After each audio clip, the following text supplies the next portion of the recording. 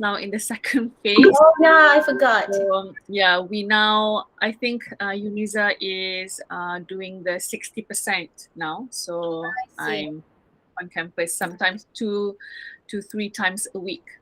I So see. yeah, other days still WFH, but then most of the time. Mm-mm.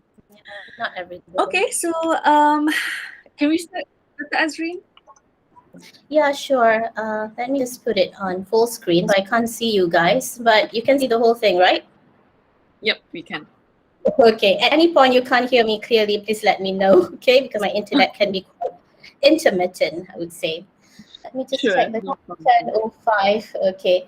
So Yeah, Bismillah, okay. Assalamualaikum, and very good morning to everyone here. Thank you. Sorry, can I just Yeah, introduce sorry. you first? Sure. Yeah, I forgot about, yeah. Okay. All right, sorry. Okay, so Assalamualaikum and good morning, everyone. I hope everyone's doing great this morning. So I'm sorry for the change of link earlier, last minute, but that's fine. I'm glad that everyone's here. So now it's almost 6 after 10. So I'm going to introduce our speaker for today. So Dr. NORAZRIN ZAMRI is a working mother of 2 young boys. She is currently a senior lecturer at the Akademi Pengajian Bahasa, specifically at UiTM Campus DENGKIL. Dr. Azrin has a bachelor's in teaching English to speakers of other languages, TESOL, from Victoria University of Wellington, New Zealand. And she also did her master's in English as a second language from Kuala Lumpur. And she did her PhD in applied linguistics, and she got it from University of Warwick. So her main research interests include discursive identity constructions as well as online discourses.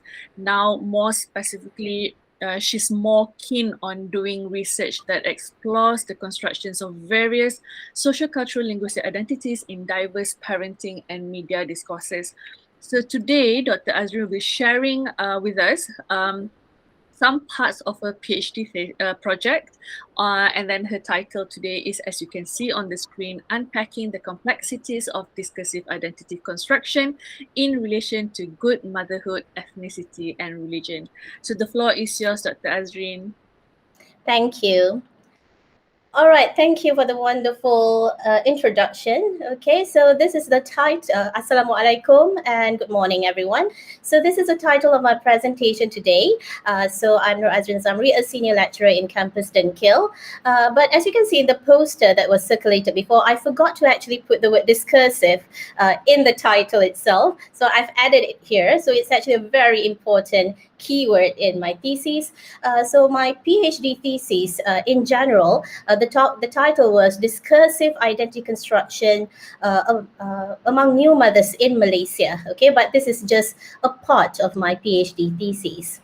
So the aim of today's presentation, the first one is to share some of the findings from the data analysis of my PhD research. Second is to share my contributions and also hopefully to get some feedback from you to help my future research. So let's start off by looking at this short excerpt by Tasha, one of my participants. So she's saying that I'm very spiritual, so I want Ali, her son, to be like that as well when he grows up, because the best relationship is with God. So you can see the word God there, and it shows an element of this religious discourse. So the question that I want you to ask yourself is, what is Tasha trying to portray about herself here in this excerpt, and how is she doing it? Because these two questions are the key to my research questions, which I will explain afterwards. So what actually motivated me to carry out this research? It was based on my personal motivation, as well as my observation of what happened around me with other mothers, and also my challenges, and also what I see around me was also found in literature. And I just want to highlight these 4 keywords: motherhood, identity, discourse, and social media, because in the existing literature, there's quite a lot of literature that look at discursive identity construction, but not much that actually looked at motherhood, and what more with elements of social media. Very, very few. What more at that moment, at the point of at least my submission of thesis, there was none that looked at all these elements within the sociocultural context of a country like Malaysia, a multicultural community. So in terms of my personal motivation, when I started my PhD, it was around 2015. So my sons were 5 and 2 years old then. And even at that point, there were already like at least 15 hospitalizations of my children because of breathing problems. So I could say that my early motherhood experiences were quite challenging, to say the least. Okay, so in terms of literature, when I read, it's true that new mothers are found to construct and negotiate their identities, not only in real life communication, but also in online communication, such as social media, via discourses. And the processes of constructing, portraying ourselves are actually very complex, and it could lead to a lot of conflicts in the way the mothers portray themselves. And in terms of the heterogeneous cultural communities in Malaysia, this could actually intensify the conflicts, because they could be like competing discourses. Like, for example, I'm a Malay Muslim, then they might be like global discourses of what the Mat Sallehs are saying, of what I need to do as a mother, and maybe the Chinese communities are saying something else. So these all could lead to more confusion, can lead to disillusionment and a lost sense of identity. You do not know what to do. It just could add up to the struggles. The struggles. And basically what actually drove me at the beginning was I realized that there's a clear gap between realities and expectations of good motherhood. And that really add up to all of the challenges that I was experiencing and what I saw other mothers are experiencing as well. And this has been substantiated by a lot of literature as well. So in terms of the research gap, the last point here, I found that there is this clear apparent gap in the linguistic and discursive approach to understanding identity construction and the negotiation of such identities, what more in a culturally diverse population like Malaysia, and with the inclusions of social media elements. So the main aim of my PhD thesis was actually to explore discursive construction of identities among new Malaysian mothers and investigate how these identities are constructed, negotiated, some are actually reinforced and even challenged in their real life and online communication.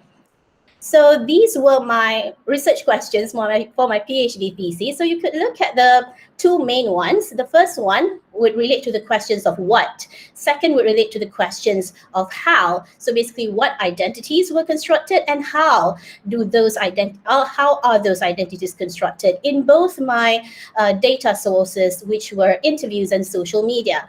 But the focus of today's presentation is just on 1B and 2B, which is specifically on ethnicity and religion.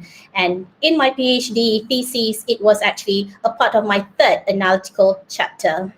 It was quite difficult actually for me at that point to find which theme I want to feature in one of my 3 analytical chapters, because as you will see afterwards, I had a lot of data. So the challenge was to choose which ones to be featured. So in terms of methodology, it's 100% qualitative study design. 19 new Malaysian mothers were involved. And what I meant by new would be mothers at that point would be those who had children under 5 years old. And then I tried my best to actually capture the different voices of mothers. And I realized that at that point, and even until now, I realized that a lot of like mommy wars, at least those that I can see online, would be related to the mother's different career decisions. And that's why I wanted to have quite a number of mothers in each career decision, career-related category: stay at home, work at home, and working mothers. I wanted actually just 15 participants, but in the end I got 19. And the reason that the number is not really equal in numbers, I just wanted 555, but 757 now, is because these categories are really fluid. It's not static. And even at some point when I actually interviewed some of the participants, only during the interview, I realized that, hey, she's not fitting to the category that I thought she belonged to. And I just asked them, how did they best describe their identity in terms of career relations? In terms of my data sources, the main data would come from narrative semi-structured interviews, individual interviews with all these 19 mothers, and this is supplemented by social media data, Facebook and Instagram, in many forms. And I actually collected 6 months worth of social media posts retrospectively, meaning I actually interviewed these mothers around July to September 2016, and only after the interview sessions were done, then only I said that, hey, I'm going to collect the data between 1st March until 31st August, all the posts that were in the past. And the reason being is because I wanted to collect naturally occurring data, because you can imagine, let's say I tell you now, I'm going to collect your social media posts 6 months onwards. So quite likely, probably you will feel a bit more cautious to post something online. Probably you don't post anything at all for the fear of being judged. So that's why I look at past data. And in terms of analysis, I will talk more about that afterwards. In terms of theoretical framework, it's a combination of Baxter's FPDA, which is Feminist Post-Structuralist Discourse Identity. It's quite mouthful. And then Cox and Hall, 5 Social-Cultural Linguistic Principles of Identity Construction, and Schipper's 3 Levels of Analyzing. So, specifically, which concepts that I choose to be my analytical framework, meaning the specific concepts that I use to analyze my data will be explained afterwards. So who were my participants? So in general, this is a summary. It's quite a lot to digest, but in general, you can see that they come from different locations, both West Malaysia and East Malaysia. And in terms of races, a mix of Malay, Indian, Chinese, and also some subgroups in the East Malaysia, Sabah, Sarawak. And also a mix of religions as well. I didn't really plan it, but somehow it looks like quite representative of the Malaysian population in terms of ethnic groups and religious groups, yeah?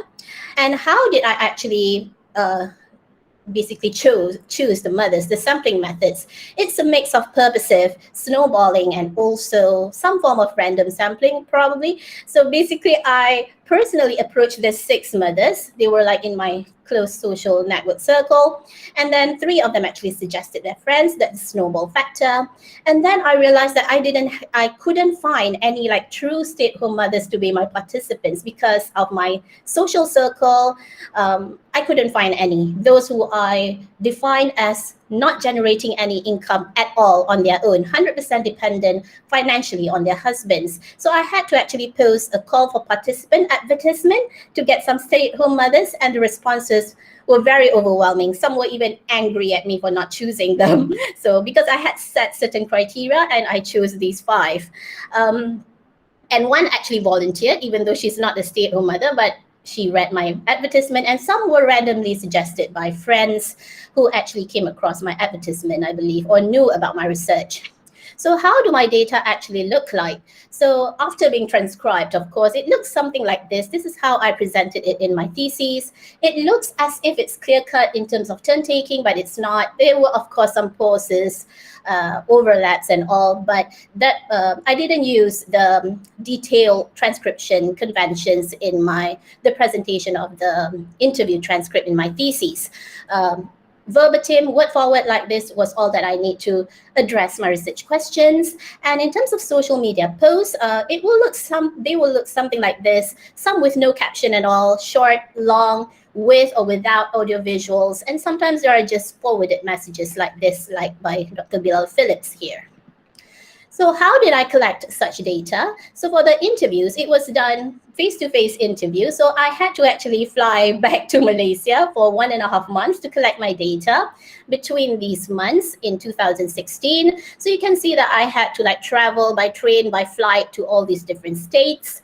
So it was done some at their own homes, sometimes at coffee shops. So I asked them where they would be most comfortable to talk to me. And my supervisor was very insistent that I did it face-to-face in a casual manner because this is a study on identity construction. It's best to find a place where the participants, the mothers, would be most comfortable to share their innermost feelings about their motherhood practices and beliefs.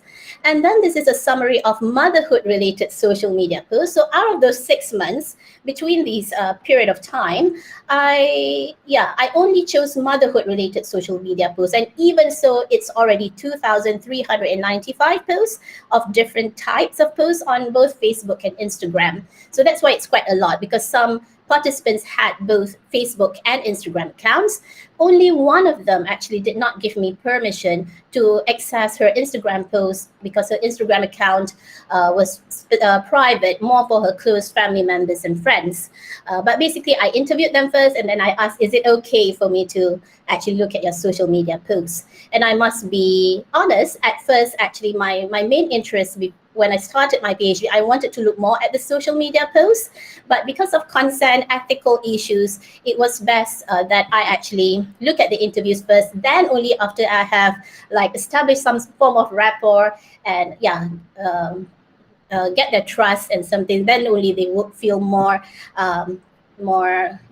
they are okay about me getting their accessing and analyzing their social media posts, so that they know, oh, okay, she's not creepy and it's okay. So that's the rationale why the interview data actually changed to become my main data in the end.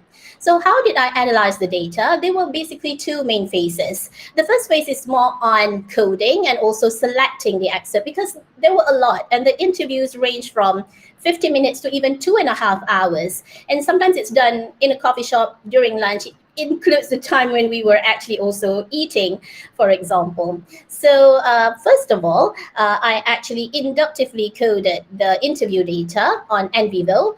Okay, so the themes, the codes all come from me as the researcher.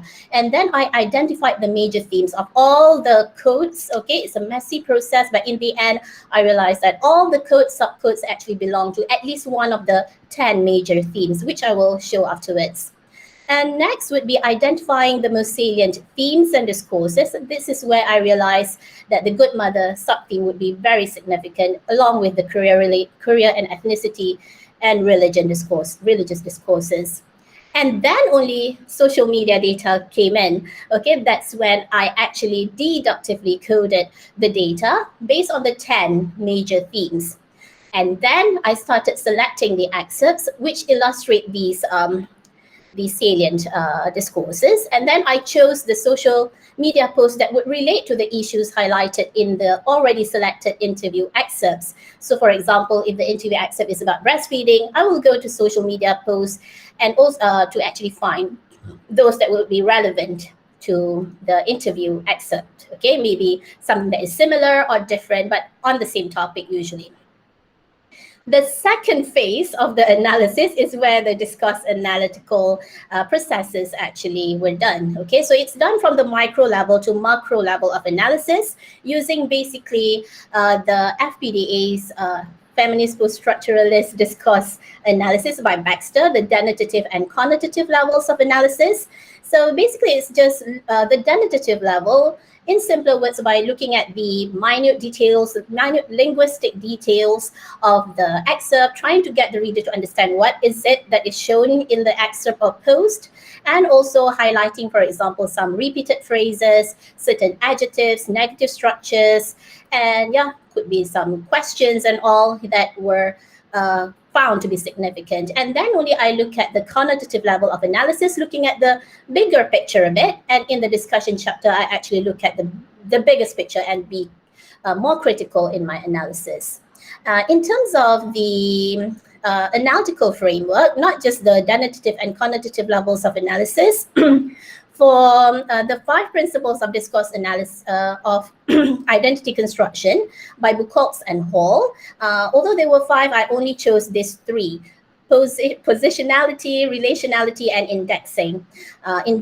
Indexicality. Okay, so it was relevant throughout the analytical process, but the powerlessness and powerfulness, as well as local, regional, and global levels of analysis, were only relevant at the quantitative levels of analysis. So these were the 10 emerging major discourses that was found after the messy coding processes. So judgment and views actually came first as the most frequently coded major sub-theme. And you can see here that ethnicity and spirituality actually came last. But because this is a qualitative study, upon scrutiny, it was found that these two were very significant in looking at the distinctive identities that were constructed in this research group, okay, in this research setting of Malaysian new mothers. And the good mother was actually a very important sub-theme under judgment and views and positivity. More reasons as to why I chose the good mother theme as the mother theme basically in my thesis. It signifies the benchmark by which many new mothers evaluate themselves and others, and many of the participants actually positioned and oriented themselves in relation to this discourse naturally, even without being prompted. So these were like what was generated from NVivo actually. So I just organized it based on the frequencies. References here would actually refer to how many times this code was mentioned, were mentioned. So for example, let's say not too much restriction, 11 times mentioned overall, but only one of the participants out of 19 actually quoted it, for example. And the good mother theme also come from positivity under this sub-theme, and also ethnicity, culture, and spirituality. Okay. I actually operationalized the definitions for each one of the major themes, but I wouldn't actually talk much about it because of the lack of time, okay? Next would be just to show you visually how I actually coded my data on NVivo. So this would be for interview excerpt. I only analyzed or coded my interview data on NVivo, not for social media posts. I tried, but my NVivo actually crashed, and yeah, that's one of the sad stories in my PhD journey. So for interview, for example, when I highlighted one part, for example, it could actually be coded to some overlapping subcodes. And the process, as I told you, very messy. Some codes need to be deleted, merged, added, and all. But at the end, after I came up with the 10 major themes, yeah, it was very helpful. So for example, in my third analytical chapter on ethnicity and religion, for example, if I want to find excerpts related to good motherhood as well as religion under spirituality, I would just check these boxes, and then this will come out, and it's much easier for me to select the most relevant data for specific themes. For social media data, this was how I deductively coded them. So for example, if I look at one post, I will see any different elements in the social media post would be relevant to which of the major themes. Something like this. So I will look at everything, the thumbnail, the caption, the audio visuals, if any, and any other factors. So for example, this post, I found that 5 of the 10 major themes would be relevant. Okay, so you already know the 10 major themes that emerged from the interview data, but just to show here the differences between the coded themes for interview data and social media. On the left is interview, on the right is for social media. So you can see that for judgments and views, it comes first in the interview data, but comes last for social media posts, and probably my participants were not very explicit in sharing things that relate to the judgments about their motherhood experiences and practices on social media. And probably you can relate why positivity comes first here for social media, because yeah, people tend to share more positive things on social media compared to the challenges, which only come here as number 5. But here positivity is actually lower than challenges in the interviews, which were more private. Okay, so this was generally how I visually see all the relationships between the 10 major themes. Of course, it's actually very messy, but just a visual representation of how I see the discourses are being intersecting, and how everything here is seen as being framed by the good mother theme. Here are some snippets of my data. Usually before I go any further to the discourse analytical part of the analysis, I would actually just show an example. If I say that it's coded to this theme, this subcode, this sub-theme, for example, this would be one of the examples. And this was fairly easy to be done by NVivo, okay? So this is for ethnicity and culture for both interview and social media. And this is for spirituality. If you want to know more about this, I'm happy later after my talk to focus more on that if you want to see that. So in general, at this point, without looking at ethnicity and culture in detail yet, basically the participants in the study constructed multiple and fluid identities that often intersected with one another, okay? And this is in line with the mainstream discourse analysis research existing ones. So they range from broader ones that were quite expected of the identity as a parent, a mother, but then it became more specific and more evaluative, like good working mothers, relatively better stay-at-home mothers, or even like great, protective, well-informed Muslim mother. These are the things that I found.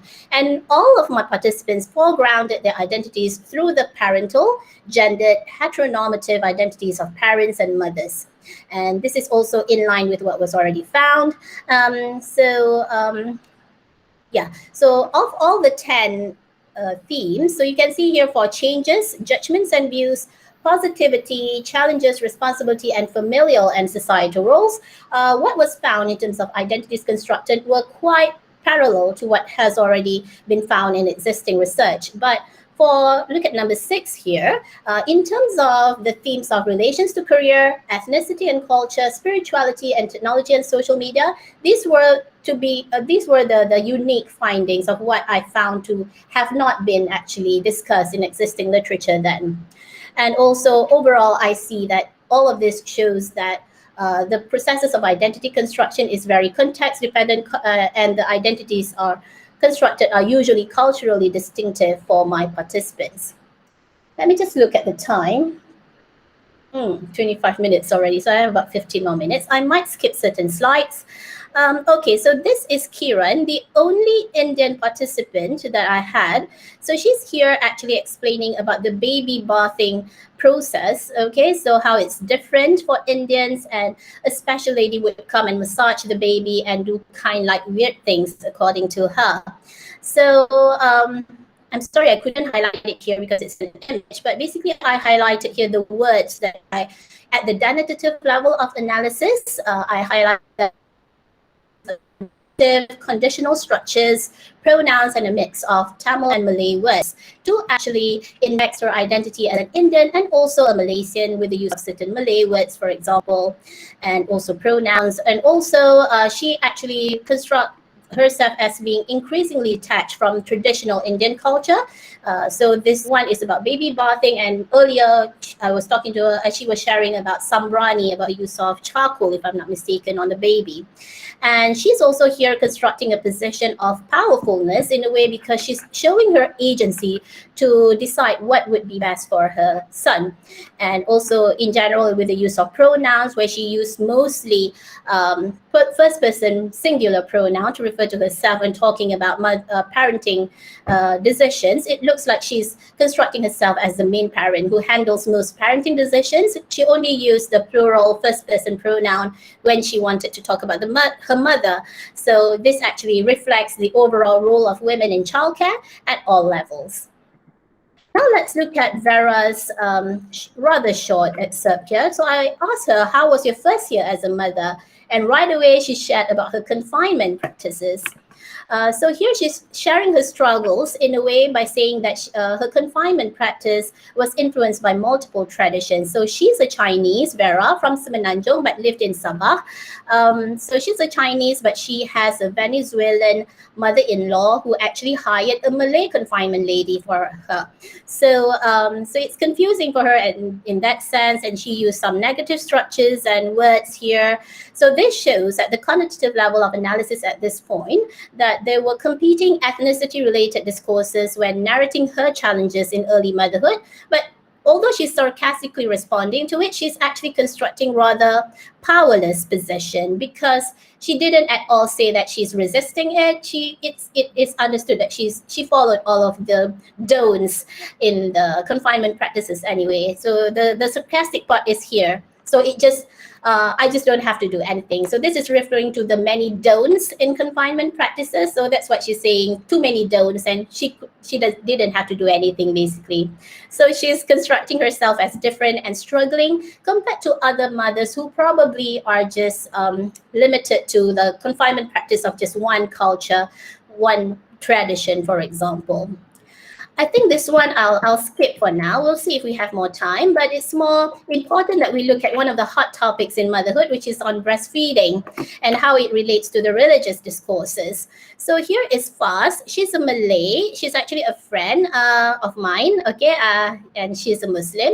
So here she's explaining about how she didn't really like what she saw on Facebook particularly in Facebook breastfeeding groups of mostly Malay Muslims Malays that she quoted, of how certain mothers, the Muslims, actually basically implying that if you don't breastfeed, it's sinful, berdosa. So she was like questioning a lot of things and also mentioning a lot of Islamic words and expressions like Allah, berdosa. In fact, at the end here, the word Quran was repeated 3 times.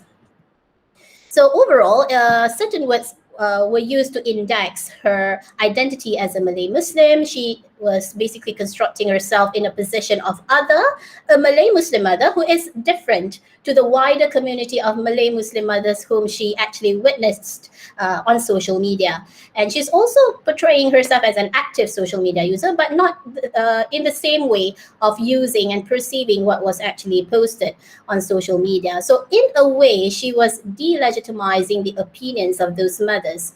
When I use words like delegitimize and such, those are actually the words that I use in my analysis that comes from Buchholz and Hall under the relationality principle, actually, yeah. And Fuss also establishes a position of relative powerfulness and also the good mother who is cautious, who is not easily blinded by the purportedly Islamic claims made by other mothers on social media. So in a way, she's positioning herself as a better mother in that relation, and also through the disclaimers and contradictions. She acknowledges the benefits of breastfeeding, but she always come back and explain how that's not usually how you should actually interpret the Quran verses. Okay, now also on breastfeeding, but more on a positive note probably by some of my participants. So this one is by Sarah, and she was saying, memang alhamdulillah, and then to me it's natural, like something macam breastfeeding is tuntutan Allah. Doing what he likes is normally my priority. So in terms of the denotative level of analysis, words like natural and tuntutan Allah were highlighted. And here she's drawing on the discourse of religion very clearly, and specifically the Islamic discourse, to highlight her positive perception of breastfeeding. And she is implicitly portraying herself as a good Muslim mother, not only for her ability to breastfeed, but also in her adherence to the religious duty. Okay? All right, now let's look at Keisha. This is a social media post on Facebook. Keisha, also a Malay Muslim, she is promoting breastfeeding here by sharing a public post by someone who is also sharing about parts of the ceramah, religious talk by Ustaz Shamsuri. This is about the story of Prophet Moses, and how that relates to the idea of promoting breastfeeding. And here she is highlighting Islamic expression like inshallah, and also the positive feeling of how happy she is in her breastfeeding experience. So Keisha here is positioning herself as a mother whose opinions about breastfeeding are in line with what is advocated in the article, and basically what she understood as advocated by the religion, by her religion. And she indexes herself through certain words as a Muslim mother, and she's also implicitly positioning herself as a good mother, one who, according to this article, selflessly perseveres to produce great human beings. It's not easy to breastfeed, but she did it anyway to produce great human beings. Next, another hot topic is on child vaccination and religion, not COVID-19 vaccination.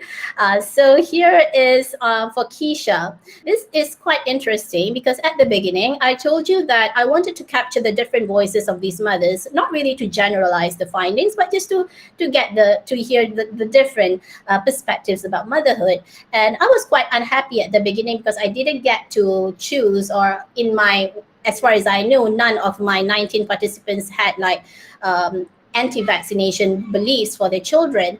But it turned out during the interview itself, I found out that 2 out of 19 of my participants actually didn't vaccinate their children for various reasons. So one of them is actually Keisha. So she's actually here quite unhappy about although she holds the view that she doesn't want to vaccinate her child, but she's also basically criticizing other mothers who do not vaccinate their children for what she actually quotes as stupid reasons. And she also mentioned expressions that relate to Islam, like tak halal and also agenda Yahudi. So she's saying that she's actually delegitimizing other mothers' opinion. She constructs a superior position as someone who is wiser and more rational for her reason of not vaccinating her child, which is because she has allergies, and she believed that that probably her son had allergies as well. And as far as I know, because I still have these participants in my social media accounts, she still hasn't vaccinated any of her 2 children now. She only had 1 then. And here is Diana, who is representing more of the mothers with pro-vaccination view for her children. So here she's also questioning the same thing as to why those mothers who don't vaccinate their child are quoting reasons like tak halal and stuff. And she's also using a lot of adjectives, some impersonal pronouns, and references to medical authority. There's a strong sense of skepticism in Diana's excerpt here in the interview. She's asking like, kenapa pula? Betul ke? And she's also quoting doctor, pediatrician to substantiate her views. So overall, she's using certain words. She indexes her identity as a Muslim mother. She also positioned herself as different from the group of mothers whose vaccination decisions for their children are opposing, and also in a way, this is an example of co-construction of identities with the interviewer, with me. Somehow, implicitly, we are co-constructing our identities as pro-vaccination Muslim mothers through the ways I respond, like, yeah. So things like that also actually matter in identity construction. And also with the use of pronouns, what I noticed for her, she used words like kita and all to refer to not just herself, but also her husband. So in a way, here she's challenging the hegemonic discourse of parenthood, which usually positions the father as the more absent parent. So she is co-positioning. There's a co-positioning of her and her husband as good parents, not just her as a good mother, who make decisions which are well informed by the medical authorities that she quoted here. She's basically saying that they are not simply following the fad of anti-vaccination, what she considered as fad. Okay, but although they had different stances, but they basically were using a similar discursive strategy, which is by delegitimizing other mothers' religious justifications for not vaccinating their children. Let me look at the time. Yeah, basically I have about 5 minutes or so, but I'll try to be quicker. Here is on also child vaccination and religion. This is a quote by a Facebook post by Ayn, a Malay Muslim as well. So here she's sharing a public post about Dr. Zakir Naik's view on vaccination. So here she's just saying, read on, worth checking. She mentioned the word ustaz. And also she's using the disagreement marker, no, I'm not up for any argument. So I was only analyzing the caption if it's a forwarded post like this, okay? So she's indexing her Muslim identity and position herself as a better mother in comparison to the hypothetical others, which she didn't mention, but we understood that she actually considered both perspectives, medical and religious perspectives. And also she used the voices of authorities like Ustaz Dr. Zakir Naik, who's not only a religious scholar, but also a medical doctor. And so maybe I actually came up with 2 possible interpretations as to why she used the voices of authorities here. Probably it's just a diplomatic way to save herself from dispute from any of her friends on Facebook who may have a different view on vaccination. So she's actually here probably constructing avoiding powerlessness, or maybe she's actually constructing a position of relative powerfulness because she's showing here her agency in deciding the focus of this post. She wants people to read it, okay? She's channeling the reader's attention to the pro-vaccination view. I think, this one is the one that I quoted at the very beginning of the presentation about Tasha, who said that she's very spiritual and she wants her son to be like that as well, because the best relationship is with God. So we can see here the use of some superlative words like very, best, okay, and some very overt mentioning of words like spiritual and Islamic phrases. and also superlative structures like paling penting and all. So there's a strong sense of Muslim identity here that we can see the way she portrays herself, and she implicitly is portraying herself as increasingly religious ways based on the qualities that she wants to inculcate in her child and herself. She's very assertive in this sense. She's also including humor. In fact, at the beginning, she says, "I don't look religious, but," and so on, because maybe she felt the need to say that because she's not wearing the hijab. But we can see here that probably of all my participants, she's actually the one who showed the strongest sense of Muslim identity, very explicit in her, the way she portrays herself in the interview. Okay, and this is a Christian point of view from one of my Chinese friends. She's a Sarawakian living in Penang. Yeah, so as far as I could remember, I think she's the only non-Muslim who actually explicitly draw on the religious discourse in the interview, okay? Because I didn't prompt her, so I was just basically asking her, if I'm not mistaken, what she understands about the good mother, okay? So she's the one who actually quotes all these religious words, like very overt mentioning of the word Christian. There was some hesitations, which I actually presume to be because I'm a Muslim, so she's probably not sure of how to construct her opinion there with me. Okay, but here what is interesting is that what is different probably from my other participants would be she is positioning herself as a better Christian, not in relation to others, not even implicitly, but very explicitly saying that she's a better Christian in relation to her own self, not to in relation to others. So she's constructing her identity as a good mother in a more intrinsic and personal sense. She's using the analogy that she understands more about God's love after becoming a mother, analogy of God's love towards human beings as being similar to God's love to as mother's love towards the child. Okay, and also it's interesting that she used the word we and us during the interview to actually refer to me as well. So I actually interpreted that as the co-construction of shared identity with myself as people of faith, even though we come from different religions. This one, just probably very quickly, just an example of a social media post where not only it's clearly here about career relations, okay, but you can see here a quoting of the Prophet and also a hadith at the end here. So an example of intersecting discourses of career relations, good motherhood, religion, and all in one in this rather long caption of an Instagram post. So overall, let me see the time. Zurina, how much more time do I have? Maybe you can, because we have two questions at the moment on the chat box. So if you could probably end in 3 minutes. I'll try my best. Okay, probably I'll just mention a few significant ones here. So what I found overall is that certain participants in this study in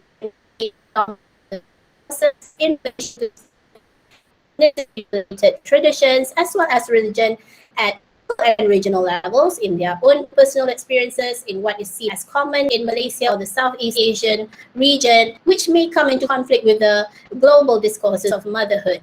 Okay, and they usually, when it comes to ethnicity and religious discourses, they constructed a more critical position where they often delegitimize others' view rather explicitly or implicitly.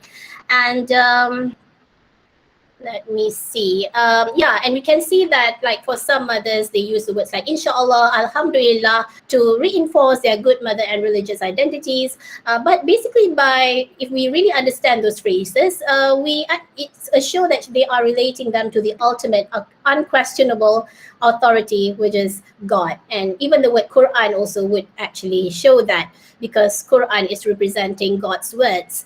And for issues like vaccination, for example, it shows that the identities constructed show that certain parenting practices can be both a matter of medical responsibility towards the child and also a matter of spiritual responsibility towards God. Okay, and yeah, we can see some culturally specific words being mentioned where they sometimes not just construct their identity as a Malay Muslim or Indian, but more of as a Malaysian, okay, to include me as well as the interviewer. So we can see with the use of specific linguistic resources, it's not just that, it's not just their own experiences, but in the bigger picture, it shows the challenges that Malaysian mothers face in their identity construction, whether they want to choose only ethnicity-related traditions or religion over the mainstream normative motherhood discourses, probably those that are usually circulated in the Western world, which is very accessible now through the internet. Or maybe they find that, okay, maybe I have to integrate, or maybe they actually prefer the global discourses, the Western view, more than the local or regional cultures and traditions in relation to motherhood. Here, probably just saying that sometimes the local and regional discourses can work in opposition to global motherhood discourses, and sometimes it can work in harmony. Like breastfeeding, it's for example promoted by the medical authority in the Western world as well, and also in religion. Okay, but we can see so far that it can be very complex and yeah, not straightforward at all.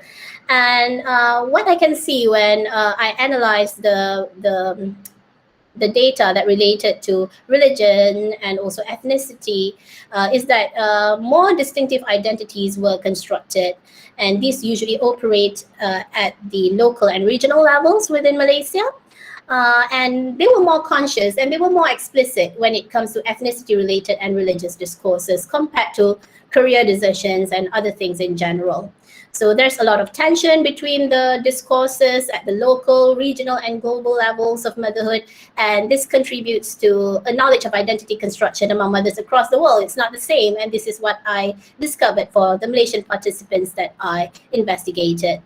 And in terms of my theoretical contributions, which I won't talk in detail at all here, but just basically the second half of my discussion chapter talk about how I actually also reconceptualize the idea of intertextuality, which actually was found because I combined the textual context of research interviews and social media posts in my analysis. And I also explicated the links between the different concepts that I use in my analytical framework, how I understood certain things as differently, new ideas, new insight, as also a part of my theoretical contribution. Social implications on the participants, on new mothers and the public in general, the motherhood institutions, and even probably the medical institution, and also research practice for me and others. And moving forward, I would encourage people to use more forms of textual data. I only use Facebook and Instagram then. Maybe now you can use TikTok. You could also conduct more longitudinal studies, maybe something that is not just for 6 months or just one-off interviews. And maybe you can go beyond new and normative motherhood. So probably looking at only single mothers, looking at, I do not know, LGBT groups, for example, or fatherhood, and incorporating other themes and social factors, not just career, not just religion and ethnicity, and employing alternative analytical approaches like corpus analysis or even full-blown quantitative analysis, and also more studies. This is just at the very end, I just want to encourage people to look more on discursive identity construction research, which I think is still very much lacking in the Malaysian research among Malaysian researchers, which is very interesting. Sometimes people focus too much on my participants who are mothers, and people are questioning why I choose mothers, why as a teacher I don't use students as my participants. And I've already justified why I choose mothers. It's also based on my personal motivation, but it's not really just the content-based findings about these mothers, but what is more important is what I learned about the processes of identity construction, the analytical processes involved, and those are arguably the stronger contributions, the bigger contributions in this study, which can help. So I encourage people to look more on discursive identity construction topics, okay? And you can choose any sample, any population which you think would be relevant, maybe the youngsters, adolescents, the older people. as long as there is a clear justification, because what we want to know more about is the processes of identity construction and the analytical processes involved. And on that note, I guess I end my talk now. Thank you. Thank you so much, Dr. Azrin. I love your data and I love the way you interpreted that. I think I can't imagine how overwhelmed and how is it that you can actually choose which theme to feature, which theme to use or to choose for your analysis. It must be overwhelming. So anyway, thank you so much, Dr. Azrin. And we do have a couple of questions from Assistant Professor Dr. Ramesh. So Okay. if you can see on the chat here. So let me see if I can read them. Where? Can you the see it? chat. Yeah. So if not, then let me just briefly read. There is a distinction between race and religion, but Malayness is unique in the sense that being Malay is so closely intertwined with being Muslim. Did your investigations reveal a significant difference in the narratives of Malay and non-Malay mothers? Does religion complicate the construction of the good mother? So if you want to respond to that question first, he has another 2 questions. Okay, yeah, because one of the points that I actually stated there, but I didn't actually explain just now, like basically the reinforcement, like for the Malay Muslims, usually they didn't have to like explain more explicitly to me. It's like just understood, maybe because me of the interview as a Malay Muslim as well. So I could see the difference is that they were not very explicit sometimes compared to, like, for example, when I interviewed the Chinese, Indians, or those from different religions, they were more explicit. Probably they wanted me to understand more. And for the Malay Muslims, they were like, you understand, who am I? Especially if they were my friends. So yeah, there's a significant difference in the narratives. I would say, yeah, in terms of implicitly or explicitly explaining about their motherhood experiences and practices. And yeah, I can see the Malay and the Muslim identities are usually they are simultaneously constructed for the Malay Muslims, but not so for the non-Muslim participants. Usually they say explicitly, or is it about tradition, about customs, or just about religion, like what we can see, like Kathy just now, the Chinese Christian participant. Let me see if there's, the question about the Indian mother. Yeah, only one. One of my juniors, yeah, during degree, in my degree study. So limited the themes which emerge of the Indian mothers. Yeah, I didn't have much. That's all that I get from Kiran only. And yeah, you could argue that probably she comes because of a social-cultural background as an English lecturer, that probably there are more probably themes about the Indian mothers of different identity construction processes that I could actually see if I were to interview other mothers from social-cultural backgrounds, from other career relations, other career-related categories. Yeah, surely that actually somehow limited the themes as well. I would agree. But at least at that point, I was quite happy at least that I managed to get one. Let me see. Yeah, so Researchers. there's another question.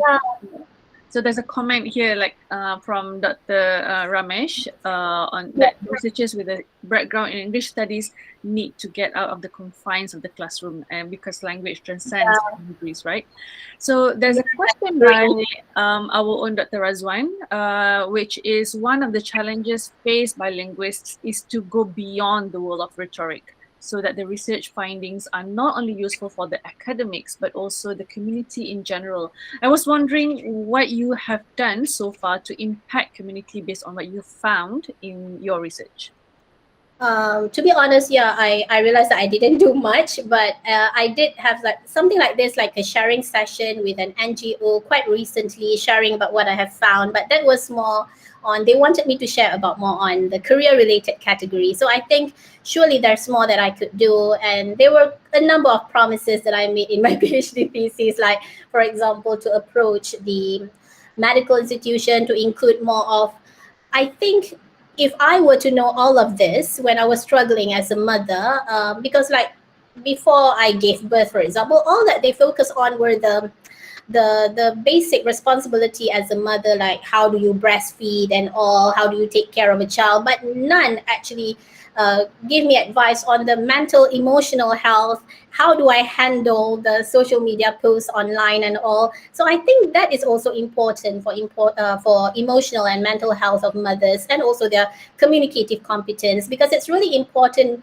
We might feel that, oh, what they share is just representing them, but actually it's more powerful than that, especially on social media, because they might, yeah, just sharing their own views, for example, on anti-vaccination, but that ideas, those beliefs are circulated, are produced and reproduced, and create sometimes bigger issues that could actually impact the community, the family, the community at large. So I think there should be more focus on that, and I need to do more, okay, to create such awareness.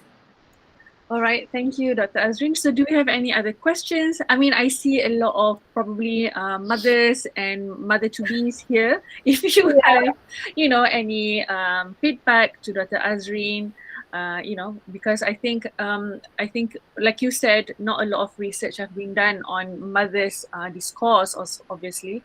But yeah, so I think it's good that your research is giving awareness, and also obviously which we have to start somewhere, right? And yeah, so if we don't have any question, I think the time is just perfect. It's almost 11 now. So thank you so much, Dr. Azrin, on behalf of Thank the you. faculty. We're really thankful that you're willing to share your research with us. I think it has given us a lot of input, a lot of insights, very interesting insights on not just the findings, but also how to unpack identities, right? And so sorry.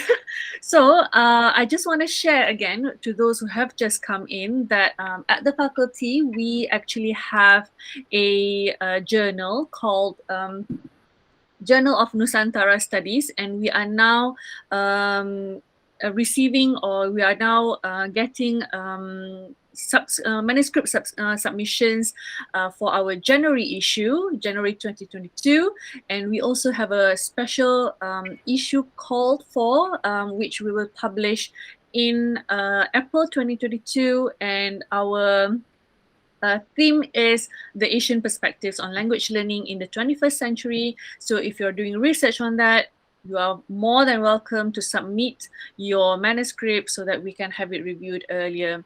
So again, thank you so much, Dr. Azrin. If I just want to share with you all that we actually have this research hour sessions once a month. I mean, inshallah, we'll try our best with the time and everything. So we hope to have one again next month, and we'll be sharing via our Facebook and our Telegram group for the links and everything. So thank you so much for being here today. We really Thank appreciate you. you being here, spending your time here, and we hope you've gained something through Dr. Azrin's sharing session. Again, thank you, Dr. Azrin. Thank you so much, Thank and you for assalamualaikum. inviting Bye, me. everyone. Waalaikumsalam.